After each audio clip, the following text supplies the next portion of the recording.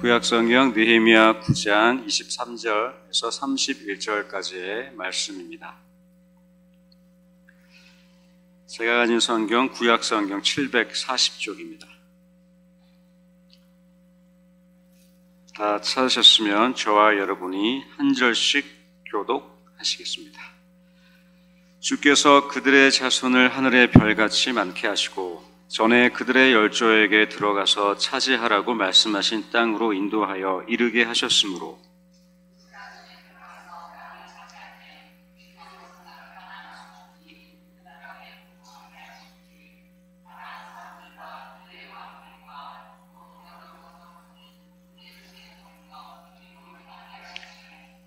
그들의 견고한 성읍들과 기름진 땅을 점령하고 모든 아름다운 물건이 가득한 집과 판 우물과 포도원과 감람원과 허다한 과목을 차지하여 배불리 먹어 살찌고 주의 큰 복을 즐겼사오나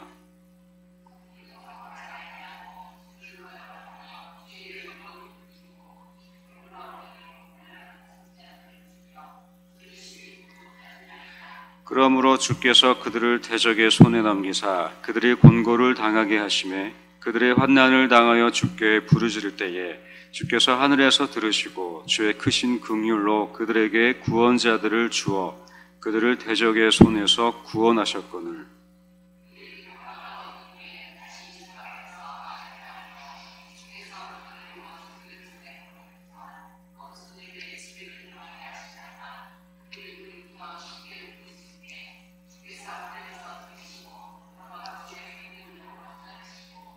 다시 주의 율법을 복종하게 하시려고 그들에게 경계하셨으나 그들의 교만하여 사람이 준행하면 그 가운데서 삶을 얻는 주의 계명을 듣지 아니하며 주의 규례를 범하여 고집하는 어깨를 내밀며 목을 굳게 하여 듣지 아니하였나이다.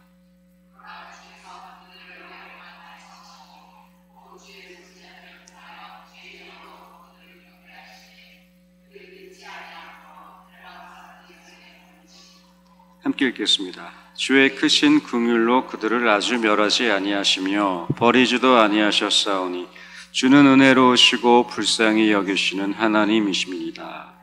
아멘. 옆에 계신 분과 인사하겠습니다. 잘 오셨습니다. 잘 오셨습니다. 잘 오셨습니다. 자기 자신을 고집할 때는 신이 주는 영감을 잡는 안테나가 세워지지 않는다. 미국의 발명가 토머스 에디슨의 말입니다. 다시 한번 읽어드리겠습니다. 자기 자신을 고집할 때는 신이 주는 영감을 잡는 안테나가 작동되지 않는다. 세워지지 않는다. 전구를 발명한 에디슨의 얘기입니다. 누구나 고집이 있으십니다. 저도 있고 또 나이가 들수록 고집이 사그라들기도 하시고 아니면 더 견고해지기도 하지요. 이런 말들도 젊은 세대에는 있을 만큼 라떼는 말이야. 그래서 라떼를 마신다 뭐 이런 우스갯소리도 있습니다. 그만큼 고집은 오늘 살아가는 우리들 누구에게 다 있습니다. 고집이 없으면 그렇죠. 누군가의 말에 휘둘리기도 하고 또 귀가 얇아지기도 하지만 또 고집이 있으면 자기 스스로 결정한 뜻대로 또 넘어지지 않고 휘둘리지 않고 또 나를 지켜주는 그러한 방어 기제 또는 보호막이 되기도 합니다. 에디슨이 얘기했던 이 고집은 자기가 자신을 고집할 때에 자기 자신에게 신이 주는 영감을 잡아주는 안테나가 있는데 이 안테나가 세워지지 않는다는 거죠. 이 안테나가 작동되지 않을 뿐더러 이 안테나가 하나님 그 신의 영감에 전혀 반응을 하지 않는다. 그만큼 고집은 에디슨이 말하는 고집은 이 신마저도 꺾을 수 없는 인간에게 아주 강력하고 아주 거센 똥꼬집 중에 똥꼬집이다, 이런 말 같습니다. 자녀를 다 키우셨으면 고집 안 꺾이시죠? 한 번이 아니죠. 여러 번 겪어보셨을 겁니다. 아드님, 따님, 고집, 나이가 드실수록 우리 자녀분들 고집은 더 세지거나 아니면 부모의 말에 듣거나 둘 중에 하나인 것 같습니다. 이만큼 고집, 우리 인간을 살아갈 때, 이 세상을 살아갈 때 고집이 다 누구에게 있기 마련 같습니다. 오늘 고집을 얘기했는데 설교의 제목도 고집스러운 우리 삶을 향한 하나님의 은혜에 대해서 함께 나눠보고자 하는데, 오늘 우리 읽었던 본문에 나와 있는 이스라엘 백성들에게도 아주 똥꼬집 중에 똥꼬집이 아주 오랜 기간 동안 작동하고 있습니다. 그리고 이 고집을 꺾으려고 하는 하나님의 은혜, 벌하기도 하시고 다시 구원해 주기도 하시는 이 줄다리기가 계속 팽팽하게 놓여져 있는 것 같습니다. 본문은 포로에서 돌아왔던 이스라엘 백성들이 3차 귀환을 마치고 이제 금식하면서 회개하고 대금식 성회를 하고 있는 거예요. 그러니까 여러분들이 한참 1970년, 80년대에 흥행했던 금식 대부흥회, 부흥성회, 이런 대집회를 할 때 이 백성들이 하나님 앞에 자신들의 선조들의 이야기를 기도하면서 얘기하고 있는 장면입니다.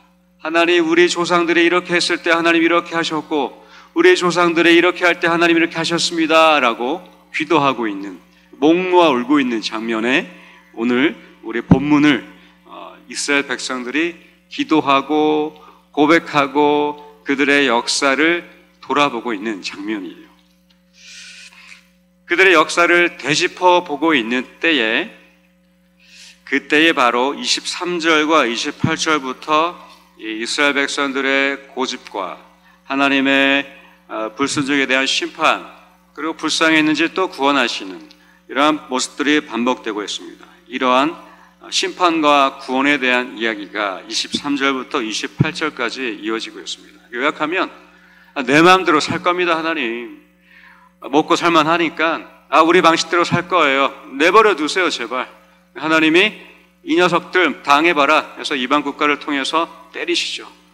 또 벌하시고 심판을 주십니다. 전쟁에서 패배하게 하시고 포로로 잡혀가죠. 잘못했습니다, 도와주세요. 하나님이 다시 구원자들을 세워서 그 나라를 또 구해 주십니다. 또 평안하게 되면 내 마음대로 살 겁니다, 내버려 두세요. 하나님이 그렇게 살아봐 했더니 또 결국 못 살가다 또 하나님이 구원해 주시고, 이런 반복된 이야기가 28절까지 이어지고 있습니다. 그리고 29절에 이러한 고백이 있는데, 우리 느헤미야 9장 29절 말씀을 다시 한번 읽어보겠습니다. 다시 주의 율법을 복종하게 하시려고 그들에게 경계하셨으나 그들이 교만하여 사람이 준행하면 그 가운데서 삶을 얻는 주의 계명을 듣지 아니하며 주의 규례를 범하여 고집하는 어깨를 내밀며 목을 굳게 하여 듣지 아니하였나이다. 계명과 율법을 지키는 것은 이스라엘 백성들에게 이 생명 자체였습니다. 그러니까 인생을 얻는다. 참 주옥 같은 표현 같습니다. 사람이 준행하면, 하나님의 말씀을 사람이 준행하면 그 가운데서 삶을 얻는 주의 계명, 그 계명, 이스라엘 백성들이 들었을 때에 살았고 안 들었을 때 죽었던 그 계명을 준행했을 때 삶을 얻었던 것입니다. 인생을 얻게 된 것인데, 즉 그들에게 있어서 하나님의 이 말씀은 사느냐 죽느냐의 큰 기준이 됐던 것인데, 그들은 그럼에도 불구하고 죽을 각오를 하고 똥꼬집을 부렸다, 이렇게 볼 수 있겠습니다. 죽어봤는데 또 고집을 피우고, 죽어봤는데 또 고집을 피우고, 이렇게 살아가는 것. 저도 그렇고 여러분들도 우리의 신앙 속에 이런 마음, 고집들이 스물스물 일어날 때가 있는 것 같고, 이스라엘 백성들도 이때에 아주 고집을 피우면서 여전히 그들의 삶 속에 삶을 부여해 준 하나님의 말씀은 가까이 하기도 하고 멀리 하기도 했습니다. 사실 이 느헤미야 9장 29절 말씀은 사실 레위기 18장에 언급되었던 말씀인데, 우리 구약 성경 레위기 18장 5절 함께 읽겠습니다. 너희는 내 규례와 법도를 지키라. 사람이 이를 행하면 그로 말미암아 살리라. 나는 여호와이니라. 레위기 율법과 규례가 제사의 원칙들이 계속해서 언급될 때에 이 율법과 법도를, 규례를 지킬 때 사람이 이를 행하면 하나님이 분명하게 말씀하시는 것은 그로 말미암아 살리라. 이렇게 하나님이 말씀을 하시며 그들의 삶의 원칙을 제정해 주셨습니다. 그렇게 이스라엘 백성들은 사는 것은, 죽는 것은 바로 말씀, 규례, 율법, 이 모든 것들을 지킬 때, 안 지킬 때 살게 되고 죽게 되는 사실 아주 쉬운 하나님의 그 원칙을 부여를 받았습니다. 단순하죠. 지키면 살고 어기면 죽는다. 선할 것처럼 먹으면 먹지 않으면. 이런 두 가지의 갈림길을 줬음에도 불구하고 그들은 왜 이렇게 말씀을 떠났을까 이제 고민하게 됩니다. 왜 말씀을 떠났을까? 29절에 이런 또 표현이 있습니다. 고집하는 어깨를 내어밀며, 고집하는 어깨를 내밀면서 그 말씀대로 살지 않겠다고 고집을 비우는데, 이 비유는 사실 멍에를 매지 않으려고 고집 부리는 황소 한 마리를 상징합니다. 황소에게 멍에를 씌우면 순종하게 되죠. 무거우니까 마음대로 못 살게 됩니다. 똑같습니다. 말씀은 사실 우리에게 무겁습니다. 특히 이 시대를 살아갈 때는 더더욱 가볍지 않습니다. 말씀은 무게가 있고 더 우리의 삶을 제한하지 우리가 마음대로 살게는 내버려 두지 않죠. 이 당시에도 그랬습니다. 가나안을 점령할 때 수많은 이방 국가와 다양한 신들에 살고 있는 그 중동 고대 사회 근동 지방에서 하나님이 원하셨던 것은 이 무게를 얹고 말씀대로 살았을 때에 그들이 살게 되리라는 쉽고 명확한 원칙을 주신 것이죠. 이 황소가 주인의 멍에를 매지 않으면 뒷걸음치죠. 어깨를 내밀면서 뒷걸음칩니다. 멍에를 씌우지 않겠다고 뒷걸음치면서 거부합니다. 그 황소의 모습이 바로 오늘 29절에 있었던 이 이스라엘 백성들 조상들의 모습이었던 것입니다. 고집하는 어깨를 내어밀고 목을 굳게 하여, 그리고 23절 이후에 보면은 하나님 말씀을 등졌다 이런 표현도 있습니다. 그만큼 그들에게 말씀이란 삶을 살게 한 아주 중요하고 소중했던 생명의 원칙이었는데 그들에게는 그들이 살고 싶은 대로 살았던 것입니다. 왜 그랬을까요? 우리가 느헤미야 9장 25절을 한번 같이 또 읽고 싶은데, 우리 느헤미야 9장 25절 함께 읽겠습니다. 그들이 견고한 성읍들과 기름진 땅을 점령하고 모든 아름다운 물건이 가득한 집과 판 우물과 포도원과 감람원과 허다한 과목을 차지하여 배불리 먹어 살찌고 주의 큰 복을 즐겨 싸우나. 이것 때문입니다. 가나안에 들어가서 하나님이 약속하신 그 땅에 들어갔더니 견고한 성읍들이 놓여져 있고 그 척박한 사막지대에 비옥한 땅에서 나는 포도원과 감람원이 수많은 과목이 그들 앞에 놓여진 겁니다. 배불리 먹고 살찌우고 큰 복을 즐긴 겁니다. 이것은 사실 하나님의 축복입니다. 우리를 먹이고 살리시는 하나님의 원래 의도시죠. 하나님은 우리를 향해서 너 굶어 죽어라. 내가 의도했던 너희들의 삶은 고난과 광야 가운데 있는 거다라고 말씀하지 않으셨고, 비옥한 땅에서 젖과 꿀이 흐르는 땅에서 잘 먹고 잘 사는 것이 하나님의 뜻이었습니다. 이들에게도 그 하나님의 뜻대로 그 축복이 임했고 그렇게 누리게 되었는데, 그랬더니 이제 그들의 마음에 고집에 내 뜻대로 살아보자. 우리 뜻대로 살아도 우리 살 수 있어. 왜냐하면 포도원과 감람원이 있는데, 견고한 성읍들을 우리가 가지고 있는데 누가 이 성읍을 공격할 것이냐. 이렇게 아름다운 물건과 기름진 땅을 우리가 점령하고 있는데 무엇이 두려울까?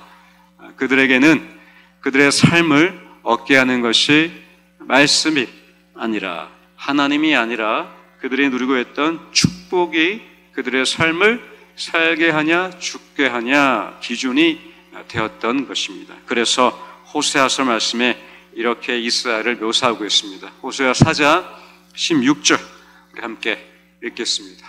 이스라엘은 완강한 암소처럼 완강하니 이제 여호와께서 어린 양을 넓은 들에서 먹임같이 그들을 먹이시겠느냐. 비꼬는 말씀이죠. 이스라엘 백성들이 포로로 잡혀가고 멸망당했더니 그들의 모습이 암소처럼 완강해서 하나님이 도저히 어린 양들을 먹이실 만큼 다루실 수가 없는 거예요. 고집도 똥고집 그 정도가 아닙니다. 그러니까 하나님이 어떻게 얘들을, 이 백성들을 내가 이제 어린 양처럼 대할 수 있을까? 멍에를 지기 싫어하는 이 암소들을 어떻게 내가, 하나님의 이 원망과 그들을 향한 안타까운 마음이 호세아 선지자들을 통해서 이스라엘 백성들의 모습을 묘사하고 있었습니다. 오늘 이 말씀을 보면서 저에게 진정한 삶이란 무엇일까? 저와 또 여러분들의 삶 속에, 신앙 속에 오늘을 살아가는 우리 가운데의 진정한 삶이란 무엇일까? 질문해 보게 되었습니다. 성읍과 땅과 재산과 먹을 음식들이 풍부하고 또 국가의 복지 정책이 날로 좋아지고 있습니다. 물론 우리 가운데 어려우시고 가난하고 또 직장생활 가운데 고군분투하고 있는 분들도 계십니다. 이렇게 우리에게 하나님이 먹고 살 수 있도록 복을 주시는데, 진정한 삶이란 무엇일까? 하나님이 삶을 주신다고 표현하고 계시는데, 삶을 얻게 하신다고 하는 것이 있는데, 그것이 하나님의 말씀을 준행할 때에 삶을 얻게 되는 것이라면, 우리가 누리고 있는 이 축복들을, 이것이 우리의 삶을 다 살게 할 수는 없는 것이고, 그렇다면 우리는 또 질문하게 됩니다. 무엇이 우리의 삶을 얻게 해주고 영위하게 해줄까? 그것은 우리가 잘 아시는 것처럼 이 말씀을 따르는 것, 하나님의 뜻에 귀를 기울이는 아주 쉽고도 명확하고 단순한 원칙인 것입니다. 그대로 살기만 하면 하나님의 이 어린 양을 먹이시는 것처럼 다루기 쉽잖아요. 이끄시기 편하잖아요. 주는 대로 먹으니까. 주인 입장에서는 얘는 너무 잘 먹어. 우리 아기를 키울 때에도 주는 대로 잘 먹는 아기는 신나서 더 주잖아요. 그런데 입이 까다롭거나 가리기 시작하면, 암소처럼 고집을 피우기 시작하면 주는 사람이 이제 어떻게 애를 먹일까? 어떻게 이걸 먹어야 애가 살 수 있는데, 내 말씀을 먹어야 살 수 있는데 어떻게 애를 키워줄까? 그런데 쉽고 명확한 말씀은 우리가 어린 양이 되는 것입니다. 암소처럼 완강한 이 고집을 내려놓고 이 멍에를 지는 것입니다. 예수께서 수고하고 무거운 짐진 모든 자들에게 말씀하시죠. 내 멍에는 쉽고 가벼우니, 이 쉽고 가벼운 멍에, 바로 하나님의 말씀을 따르는 것, 등지지 않고 귀를 기울일 때에 우리에게 하나님이 원하시고 주길 원하시는 축복과 함께 또 우리의 삶은 풍성하게 될 것을 믿습니다. 바로 암소가 아니라 양이 되는 것입니다. 말씀을 등지는 이 고집에서 이 말씀을 따르는 이 하나님의 은혜로 우리의 진정한 삶을 얻게 되는 것, 이것이 오늘 이 이스라엘 백성들이 금식하며 깨달은 그들의 하나님께 기도할 때에 그들이 얻게 된 진리의 말씀이었습니다.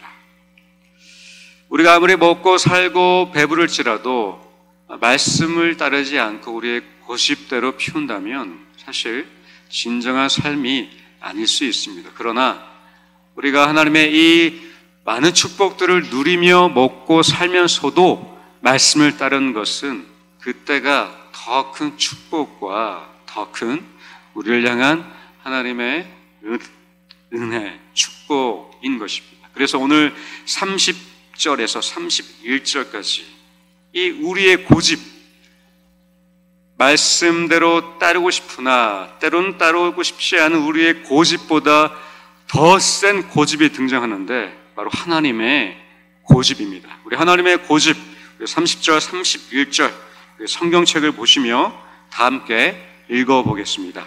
그러나 주께서 그들을 여러 해 동안 참으시고 또 주의 선지자들을 통하여 주의 영으로 그들을 경계하시되 그들이 듣지 아니함으로 열방 사람들의 손에 넘기시고도 주의 크신 긍휼로 그들을 아주 멸하지 아니하시며 버리지도 아니하셨사오니 주는 은혜로우시고 불쌍히 여기시는 하나님이시니이다. 이것이 바로 저와 여러분을 향한 우리의 고집보다 더 세고 더 강력한 하나님의 고집입니다. 그것이 우리에게 주시는 하나님의 은혜인 것입니다.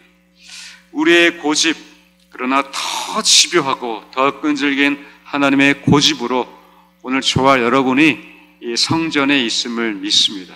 오늘 저와 여러분이 계속해서 말씀을 따르기 위해 자원하는 마음으로 말씀을 듣고 경청함을 믿습니다. 왜냐하면 하나님의 고집이 있었기 때문입니다. 우리를 용서하기도 하시고 버리기도 하시고 혼내기도 하시며 그러나 또 불쌍히 여기시고 크신 긍휼로 아주 멸하지 아니하시는 그 하나님의 끈질긴 은혜로 우리를 불쌍히 여기셨기 때문입니다. 10월은 감사의 달인데 우리가 이 하나님의 고집에 우리가 감사하시며 우리의 고집을 조금씩 더 꺾어보는, 그래서 하나님의 고집이 우리의 고집을 이기시고 끝내 우리의 삶에 하나님의 말씀에 준행했더니 우리의 삶이 더 풍성하게 주어졌다라는 이 간증의 은혜가 넘치시기를 주님의 이름으로 축원드립니다. 우리 옆에 계신 분에게 인사하겠습니다. 우리의 고집보다 하나님의 고집이 더 셉니다. 기도하겠습니다.